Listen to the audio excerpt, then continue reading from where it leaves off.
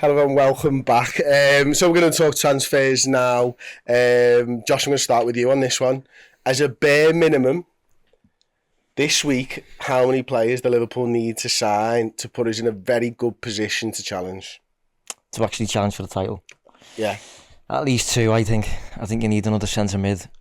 I know the line has been like a multifunctional player, but I would still like someone who leans a little bit towards the defensive side of the game personally.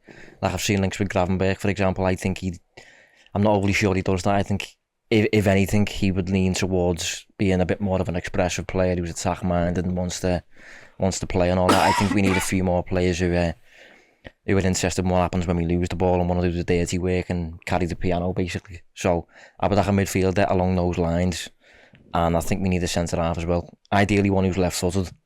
But considering like Konaté's injured again, Matip will probably be able to do 3 of those shifts where he's covering that much ground and he'll pull a hamstring or something.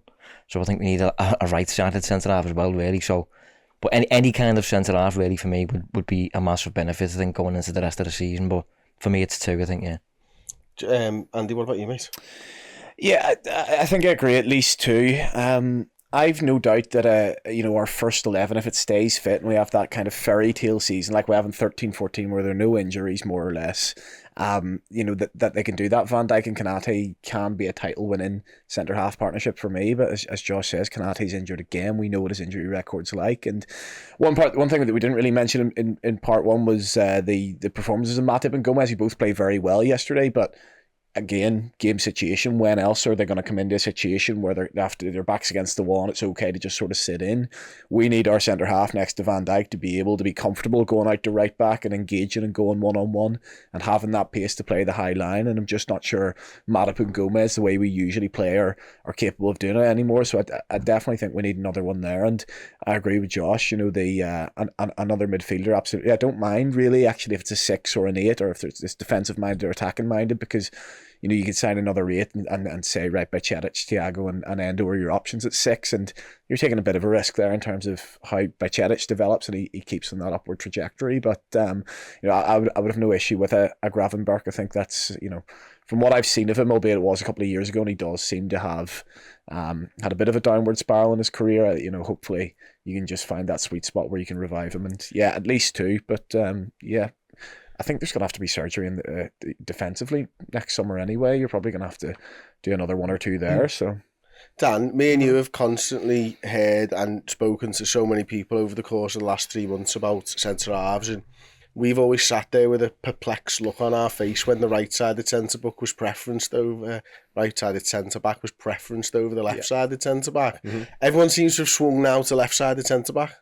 They do, and finally, I would say I never understood right-sided centre-back. I do. We spoke about it this morning, and when we kind of said a little while ago it was a 50-50 split really amongst the fan base about people wanting a left or a right, I never got that. For me, it was a left was a no-brainer throughout the entire time. Left-sided centre-back, left-footed centre-back, ideally one that can play left-back and on the left-hand side of it too, of course. That has to be the priority, and it remains the case, of course, for me. And I think the right-sided one, and the point Josh makes is right in terms of Konaté is the standard setter when it comes to that role. Certainly when we played a new system where Trent goes into midfield, nobody can do it like him. The problem is, of course, his injury record. I don't think he's put 10 games together for us yet, which is a huge problem in itself.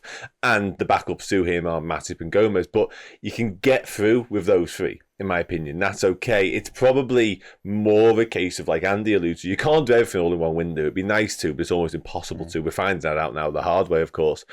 I think that is something you can kick down the line. For me, the left-sided one isn't, because we might be facing that reality now. With Virgil van Dijk suspended for the next game already, we're kind of scratching around for who's the ideal man to come and do that job. If we sign one, he's there, he's through the door. Now that player, the left-sided centre-back, doesn't have to be someone who starts week in, week out, because you've got Virgil van Dijk, you've got Andy Robertson for the left-back, but you want someone who can drop into that role. Now, so much of this conversation remains based on what system Liverpool are going to play moving forwards. Now, again, yesterday, for the third time this season, we haven't seen us be able to incorporate our best system, which has meant some of our best weapons, Szoboszlai, McAllister, haven't been able to play their natural role. But most importantly, Trent hasn't been able to go into midfield and do that type of thing, because when he does that, we know Robertson becomes a left-sided centre-back. Now, I'm yet to have a conversation with somebody who tells me that Robertson is naturally a left-sided centre-back, because he just isn't.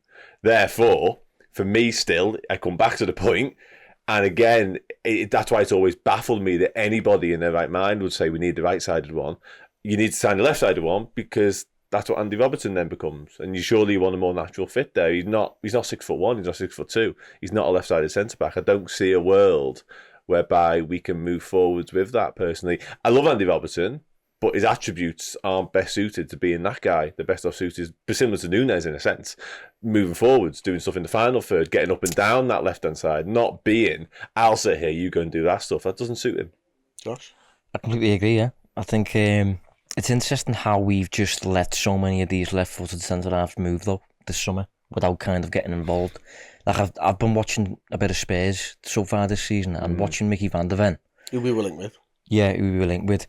I think it's been really interesting just to watch him and see how differently he interprets that role compared to Robertson, because he is proper less is more, black boots, passing the ball to the man next to him, passing the ball to the man next to him, doing the dirty work, and then giving the ball to Son and saying, you go and win us the game.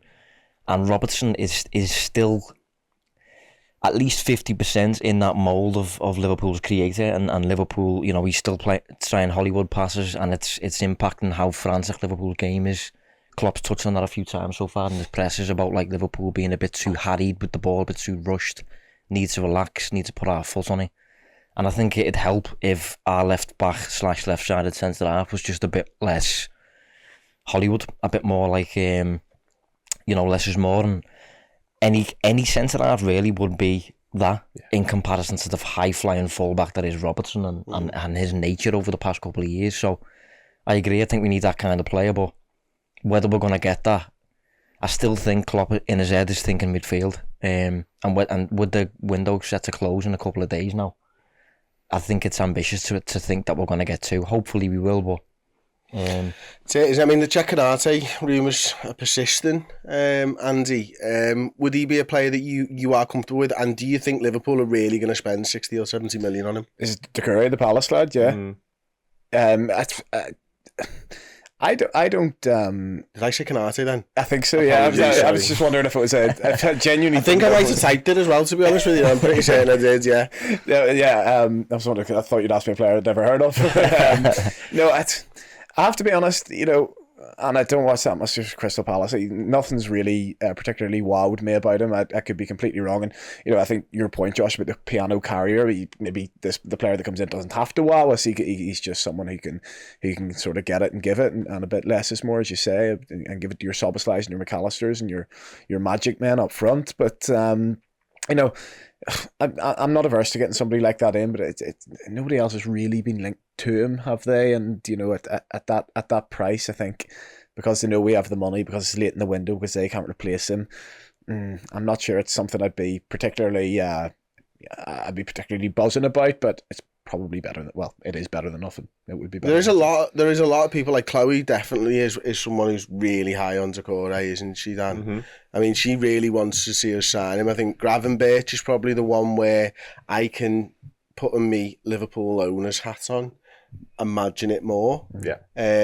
Perceived value in the transfer market. Sorry to say those horrible words. FSG hat. Yeah.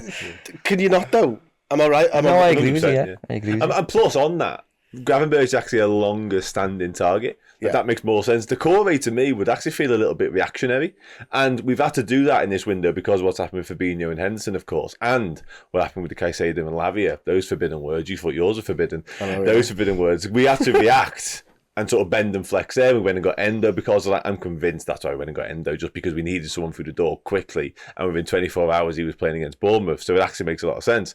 But I don't think the Doucouré one, I'm not sure where he was on the list. Whereas the Gravenberch, we know we wanted him before he moved to Bayern Munich. So albeit he's not a 6 predominantly, because he's not. He's an 8. He's an 8 who can actually play a little bit at 10, but has done the 6. He does fit the progressive type and the multifunctional type and the one you can add to the squad. And all of a sudden, and I think this is what it is for me, my overarching feeling on it is you're just improving your odds of having a successful season by having somebody else. Because to kind of touch on Andy's point earlier, when our best 11's out there, which we probably haven't seen yet, if truth be told, because of Canate's absence yesterday, when our best 11's out there, that best 11 can challenge in all 4 competitions that we're in this year. I'm certain of it. However, the minute you drop below that, the lads below it are actually okay, but there's issues with them all. Because you go to Thiago in the 6, we know how injury prone he is. Stefan Bajcetic, still relatively unproven, loads of talent, bags and bags of talent. I think he's going to be brilliant, unproven. Has just been injured, and you go through and so on, Curtis Jones injured, etc. Whereas if you add a Gravenberch, all of a sudden you've got this lad whose injury record's pretty good. You know, we know we've liked him for a long time. He's physical enough to come and do many different jobs for us. He's played in many different roles. You're adding this little gem of an X factor that I think can transform the way you look at your squad depth full. You know when people do them squad depth charts, people love them on Twitter, you'll be well versed in these. He suddenly I've never made one actually. Yeah. He suddenly fits into 3/4 of those roles if you do want to add an out and out 10, which I'm not sure we ever will. But that just changes the whole complexion of it. And I think it makes so much sense to go and do that bit of business. The core I'm not as sold on for all the reasons you mentioned. I think the fee is massively inflated. I think that's Palace. And, you know, credit to them, and they should do this. It's them doubling down on the fact they don't want to sell him. It's too late in the window for them to sell him. Like we are with Salah in many ways, you know what I mean? We're not selling one of our best players now. That'd be insane. Sorry, Barry from Toffee TV, he's just given up at 3:10. Very Everton, that was. Oh, yeah. They do that a lot. And just to finish on it as well, the price tag for Decore is just muddied by the fact that Rice, Caicedo and Enzo Fernandez before him have all gone for crazy money. And Palace have looked at that and gone, oh, you're 115? Well, we'll add 20 onto ours then. That's all it is. And again, can't blame them for it. For us, I think that left-sided centre-back that I mentioned before and a multifunctional midfielder makes us a completely different proposition this season. Josh, I think that Liverpool are going to sign Andre after the transfer window, so January. I think that Liverpool are going to go big on Gravenberch and the centre-half. And I can see them apportioning the money accordingly for that, which might leave them quite a big sum of money for the centre-half. But I'm still not sure who the centre-half is. And also, does one of these players have to be English? Because I'm sure after the Endo signing, we've only got one homegrown player slot left. Yeah. That is a very tough place for Liverpool to be working in right now. Yeah, I think you're right. And if that's the case, I mean, if you're already looking at centre-halves and he's got to be left-footed, that already narrows the market massively. And homegrown. So you don't want to add the homegrown to that. So in my opinion, you probably get the homegrown in your midfield somewhere, rather than that the or a young left-footed player centre-half. like Gravenberch, who's still technically the under-21. Yeah. Is he? Interesting. Yeah, he's 21, registered. yeah. Okay, yeah. I mean, it's a difficult puzzle in it to solve, but as I said, if you need to get one of these lads in who's homegrown, for me, you don't do that with your left-footed centre-back because there's already about 5 of them on the continent anyway. You know, so it's difficult enough to find them. Like, so if you add in the homegrown thing to the mix, you've got like Levi. I always call him Levi Colwell, and nobody else really. Mark Gahey is the other one. Yeah. Mark Is he Gahey. left-footed? He's a good player. Is he left-footed, yeah? Yeah, Palace. He's just been linked to. Who's he been linked to? Is it United today? He was linked to us previously in the summer. Yeah, Yeah, for a while. I'm sure United, because they're being linked to loads of different left backs, aren't they? And Yeah. I think his name got through into the mix as well. To be honest. Yeah. I think one of the frustrating things with the Decore thing as well, by the way, is the fact he moved 12 months ago. When we needed a midfielder, we just missed out on our top target. He goes to Palace for 18 million. Mm-hmm. The lad the other lad who we linked with, who was on this shortlist, apparently Kamara, went to Villa for free. You know, it's so frustrating. Lavia went to, I mean, City probably wouldn't have sold Lavia anyway, but he went to Southampton for 14 million. We've been linked with all 3 of these this summer. And Caicedo, he was the only one last summer who didn't move. And don't forget, we got offered Ronaldo. Cristiano, of course, in 2001 or something for 7 million, and Rafa didn't fancy him. So if we're going to go back there. Yeah. No, it is right though. I mean, we've scouted all these players. That's the annoying thing. We hesitated last summer, and we're getting punished for it now. But, you know, 3 or 4 years ago, when we were maybe on the periphery of top 4, or in the top 4 and getting the Champions League every season and trying to go up to Challenge City, we were signing these players, we were getting in before they made the stepping stone and before they became the sort of 60, 70, 80 million pound players. We took the gamble on the Robertsons and the Wijnaldums and maybe Shaqiri didn't work out quite as well, but or Minamino, but you took the gambles and you got them just before they were about to explode. Whereas it feels like now, because we have been challenging City at times in previous seasons, that we feel like we need to sign the finished article or close to the finished article. And we know that FSG and we know that the owners and the people in the transfer committee, they want that perfect transfer. They want, like, McAllister's 35 million is a perfect transfer for them. Szoboszlai, maybe a little bit more money than they would have liked to have paid, but perfect transfer. It's not that much. And the problem is, this, whoever we get in at this point is not going to be perfect. They're either going to have to pay over the odds for what they need, or they're not going to quite get the finished article. But it's the reason, like, the likes of the Andre one excites me is because you could be getting the Caicedo before Caicedo's made the move to Brighton. For well, was that for like 4 or 5 million before he becomes the 110 million player? That's what we need to do. That's what, like, for example, I think we're offered Enzo Fernandez as well. But you're obviously taking a risk on them coming out of South America. They might need a bit of time to gel, or maybe we can't give them the minutes. I'm not quite sure the way around it, but I would like to see us more shopping in that sort of market and taking a couple more risks rather than going for someone who is going to be sort of maybe 6 or 7 out of 10, but maybe like an Endo. But get someone in, nurture them, and they could be that 9, 10 out of 10 player. Josh, I've got a super chat here from Neil O'Callaghan. I'm going to come to you on a point. So it's poor planning. A game by management similar to last year. We're left short where we play catch up to everyone else. We have the smaller squad and we have not addressed this. FSG's policies to blame. I think we've talked about quite a bit of that. But one of the things that I think I want your take on, Josh, is that, like, we all know that Michael Edwards left the football club. We all know that Julian Ward left the football club. We all know that Ian Graham, who was the head of, what was his actual title? Director of Research. We know Will Spearman stepped up into that role at Liverpool now. Are these guys being listened to, and is it harder to do what Andy has said if you don't have the strong data team to lean into? It's really difficult to know from the outside. Like, there's been question marks over, like, why Ian Graham and Edwards left, both handing in resignation at the same time, essentially. And I think that one personally was just, they've done the job and they've been there for 10 years, completed the game, and now they're getting off and they want something new, or they want a break or whatever. I don't think there's too much in that, but I do think since then, since they left, David Woodvine's also left, Julian Ward's left, that was kind of FSG's edge. That was the edge that we had in the market. It was never financial for Liverpool. It was always the expertise, the nous, the smartness, being a step ahead of the curve and all that stuff. The people who were part of that team, it's now kind of been disbanded a lot, really, and it's now just kind of Klopp, Linders. Spearman's a great replacement for Graham, to be fair. But it feels very Klopp and Linders and now Klopp's mate in George Schmadtke. I don't think that's that controversial to say that either, because it's quite, I think it's pretty obvious, like, and I think I think one of the interesting comments that Linders made recently, actually, I don't know if he said it in a press conference or in his book or something, but he defined Liverpool's recruitment approach as the academy and game changes. That was how he defined it, and it was never that, it was never previously that. When we had this team of, like, Edwards and all this, that was never the approach. I don't know where that's come in.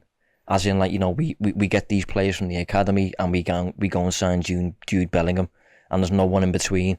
That's a sudden change, and so it does feel like Liverpool's recruitment approach has changed a little bit in the past couple of seasons through these people leaving and Klopp gaining power and Linders gaining a bit of power. And I don't think it's been a case of, like, Klopp and Linders grabbing the keys and literally saying, we're in charge now, or anything like that. I think it's just been more of a natural shift, as in, like, this is just kind of the way it's gone now because of the power that Klopp's got, similar to Ferguson when he was at United and that. But whether it's for the better, it's difficult to say now, because we just don't really know what the product is like at the minute of this new setup.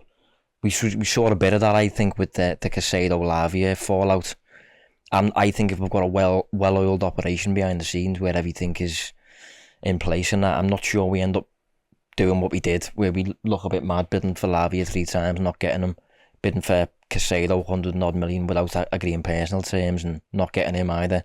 Then we go and get a lad who's 30 and has never played out of Germany in Europe. So yeah, that's my assessment of the whole thing. It's difficult to determine how good we are at the minute because lots changed recruitment-wise. Listen, I've got no problem with Klopp and Linders and Schmacker doing the deals and stuff, but I think for the long-term future of Liverpool, the system that we had in place better protected us when Klopp, for want of a better term, hangs up his boots. Yeah, I agree.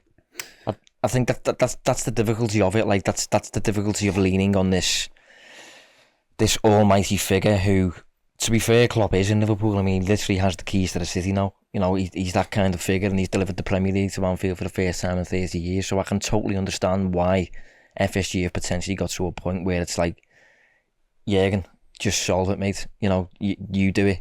But he benefited initially at the start from having support around him. And if we're going to hope to continue to compete at the highest level when he leaves, it'd be good to have that kind of Brighton structure in place where no matter who's poached, they are just replaced as another body, and that the whole kind of organisation keeps going as it was going anyway, regardless of who leaves. But we are leaning more and more on Klopp, and it's worrying in terms of like when he does depart, does it just crumble and we have to start again from scratch? Yeah. They do get some things right as well. You know, Linders and Klopp in terms of the players they're targeting. Like I know Gakpo is very much a Linders signing. I think you'll know probably Dan better than me, but I'm pretty sure he came and he said that's the one he wanted. Yeah. And you know, listen, these two are intelligent men. You know, they can identify a good player when they see one. What I suspect they don't have the time to do is sit and watch every single game across Europe's top 5 leagues and the South American leagues and this, that, and the other.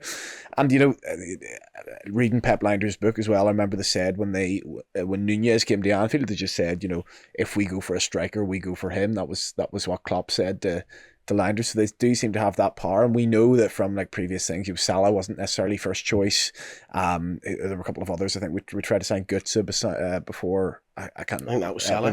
Salah and Julian Brandt. And Brandt, before Mane. I don't think Mane was first choice either. So you know, that team they had behind them was so good. It was the best in the business, and it had to be the best in the business because we can't spend the money that state-owned clubs are spending. I think we should be spending more. Don't get me wrong. This isn't me defending the owners in any way, shape, or form. I don't think we do enough, but we know we can't do that. So we do need to be able to be the best at identifying who's that player who's just about to explode, who you can get in for sort of 30, 40, 50 million and they become an £100 million player, which we've been the experts of over the last 10 years. But my concern is just the identification of these players. Now it has the brain drain of the geeks behind the scenes, for want of a better word. Is that gone now? Are we as good as identifying those players? And if we're not, then it will just become a game of money where City are spending twice and you know, Newcastle and Chelsea are spending twice the money that you're spending, and they're getting twice the player, because without that leveler, you know, I think we're in a bit of trouble. Tough. Got a question for you, really tough question here for you from Super Chat from Aaron Garza. Dan, sorry for being an absolute shithouse on this one. It's coming straight to you. Depending on how the rest of the window goes, when would it be okay to say FSG is cheap rather than smart in the market? Why did I know you were going to say that? I think this time next week, to be honest, I really do. I think it's okay to say they're cheap now. Well, no, because I like to reserve judgment while the window's still open, personally, because if we sign the midfielder and the left-sided centre-back that I think we need, and the ones I want us to sign between now and Friday's deadline, then I'd be stupid to sit here and say we've got it wrong. I think if we don't get those two players in, we will have left ourselves short to sort of talk about what I went on about earlier in terms of, I think we just improve our odds of having a successful season massively by signing those two players. At the minute, it's a huge gamble, and it's gambles that we've took before. Obviously, the COVID season, we lost all our centre-halves, and last season when we were short on midfielders, we've taken those gambles, they've backfired dramatically, and they haven't worked. We can't do it again, in my opinion. We can't take another gamble and leave our squad short on numbers, quality, whatever else. If we're sat here this time next week, it will be a really disappointing window. And FSG will have underinvested in us. They won't give us enough money. But the problem with that is, and it's eating away at the back of my mind, is they clearly felt like Caicedo was worth the money. And he was the answer, wasn't it? I don't know how much of a red herring that is, I will say, because that 111 million, I've had it said to me before that they were willing to spend that because it was Caicedo. Yeah. There's not necessarily that money in the budget, and we're not going to see us spend that. We should do, in my opinion, because that money clearly exists somewhere, because we were willing to spend it on a lad from Brighton. So Some people will see that now as the benchmark. I think we're going to in a minute, so I won't go too much into detail. But some people see that as we have to spend that money. I'm not entirely sure that's the case, but we do have money to spend, and therefore, if it's Klopp or if it's Schmadtke or whoever else, sort of looking at the rest of the market and saying don't want him because of X reasons, or almost like we can't get him out of there because they don't want to sell him, whatever, then you'd understand that. But I honestly believe, and I'm not one to say this sort of thing very often, but I think if we're sat here next week and we haven't been able to sign another footballer, then huge questions will have to be asked about what exactly we're doing, whether it be from the top or whether it be from the likes of Klopp, Schmadtke and Linders, because something's gone wrong there. Because whoever's seen our situation and seen our squad and gone, that's fine, they're wrong. They'd be absolutely wrong. And I just want to touch on something Josh said earlier, and he's right. Because Jurgen Klopp always heralded the fact that he had the best in class around him. He lauded Michael Edwards for his role in the success and stuff like that, and Julian Ward when he was there at the time as well, in terms of them two as a partnership, not necessarily Julian Ward's tenure as a solo, because that didn't really happen, did it, to be honest. But I wonder now, does Klopp want all this power? Like, does he want to be the guy making all the decisions? Because he was so enamoured with the fact that he had all these brilliant people around him, the best in class, making all these decisions, and they were working as a team to get things right. He almost reluctantly took some of the praise, but now all of a sudden it's like, oh, go on, Jurgen, you sort it. It feels mad to me. Okay, I've got a theory on this. It might be complete bullshit and whatever, but like, if you have the best in class and they leave, and then it's not best in class, you might do something about it. So what I mean by that is, if you've worked with Julian Ward for a few years, but he's never been the guy, and you've worked with Ian Graham for years, but then the next guy steps up and he's not best in class because he's not Ian Graham, and Julian Ward's not best in class because he's not Michael Edwards, you might then go, actually, well, I'm not working with the best in class anymore. It's it's not an easy thing to talk about and stuff, but he might just think they're not as good. Yeah, possibly, but I don't know. I think we have to get back to, again, to riff off what the lads were saying, we have to get back to being that way about it and sort of getting our behind-the-scenes recruitment in place, because Brighton are the absolute perfect example of this. They've lost countless footballers in recent times, including one they've just done. Obviously, the result at the weekend didn't go to plan, but they're going to be no worse off losing Caicedo, it looks like. They're just going to go again. And same as when they lost Basuma. And more to the point, in my opinion, this is kind of the more poignant point when it comes to us and Klopp and stuff. When they lost Graham Potter, it didn't matter. Yeah, they had the management set up to go and get De Zerbi. The thing is, when Liverpool started to lose these key figures, that was the narrative that came out. That was the line that, like, the Liverpool beat was given. As in, like, it doesn't matter, even if Klopp leaves or whatever, the big thing is that the infrastructure is in place. That was the line, and that's no longer there. That's no longer there. A lot of the people have left, so they can't now push that line. So is there now an expectation, is there now an onus on FSG to rebuild that? Or is this new Liverpool Reloaded that Klopp's referenced a completely different structure, not only on the pitch, but off the pitch as well and behind the scenes?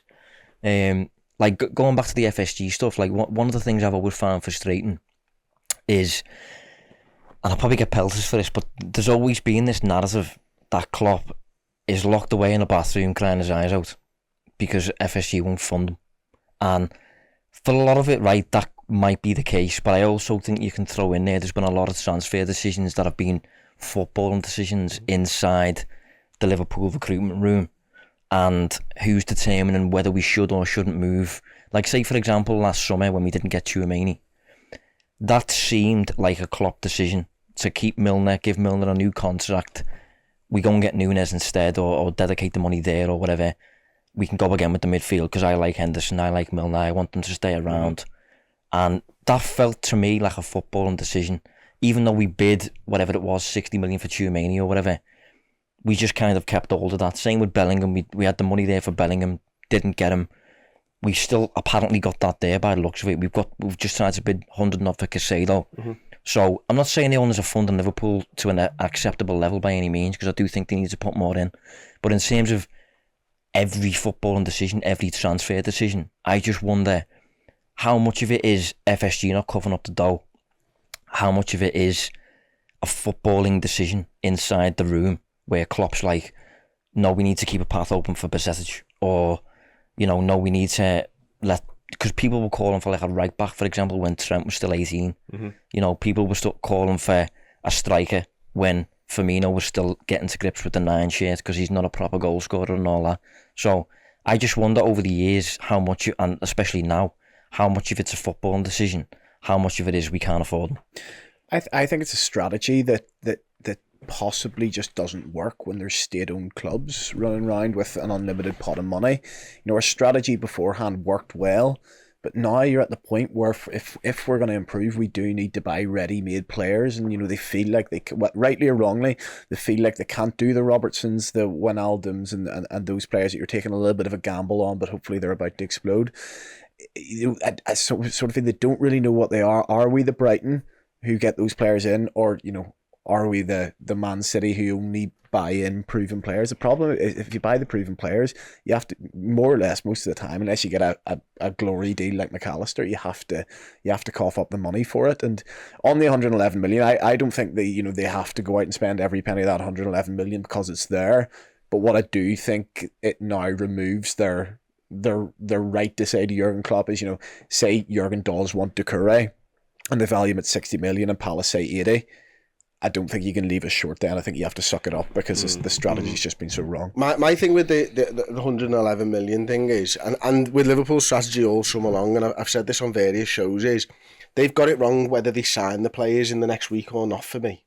And I think that's pertinent, is you can buy the centre half and you can buy the DM now or another midfielder. You should have done it fucking 2 months ago. You have not given Liverpool the best foundation for success this season. And that I don't think, listen, it might be FSG, it might be the footballing people. I'm not trying to pin it on anybody. Liverpool, all-encompassing Liverpool, have got it wrong because they didn't sign the players to give Klopp on the 1st of July when they go back into training. That's what the problem was last summer. We didn't get the players in that we needed to get in. We're repeating the mistakes this summer. That is really hard to get over as far as I'm concerned. And I'm like you, I don't think it is particularly easy to run a sell to buy model when you stop selling players. I don't think you can fucking do it. You've got to sell your Mo Salahs for 150 million quid. You've got to sell your Fabinho's for 40 million quid when the offer comes in, whether it's high enough or it's not high enough. But you can't let it disrupt your season. And that's what Liverpool have done this year for me. And, we might turn into absolute whale beaters and I look like a tit, but it still wouldn't have been the best foundations for success as far as I'm concerned. And my laptop's about to die here because we've waffled on for so long, so I'm just going to quickly talk about Piero Hincapié because there seems to be a lot of talk about the Leverkusen centre-half now.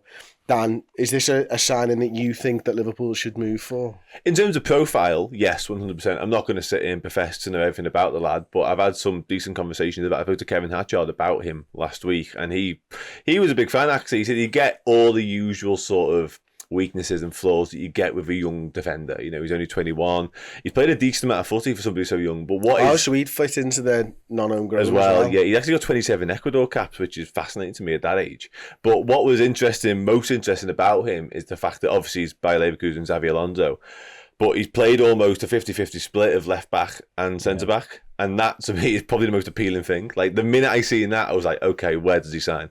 But in terms of his ability and in terms of what he offers, he was actually quite complimentary. He said he's good on the ball. He can offer that sort of thing. He's not an Andy Robertson, which I actually think is a bonus for what we're looking for, quite frankly. He's a bit more simplistic in what he tries to do with the footy. He's aggressive in the tackle. He'll go and win balls. He's quite physical, quite dominant. He's very athletic. So in terms of profile, yes, he ticks a lot of boxes. What I didn't like so much from the conversations I had over the weekend was the fact that Leverkusen want like 70 million euros for him.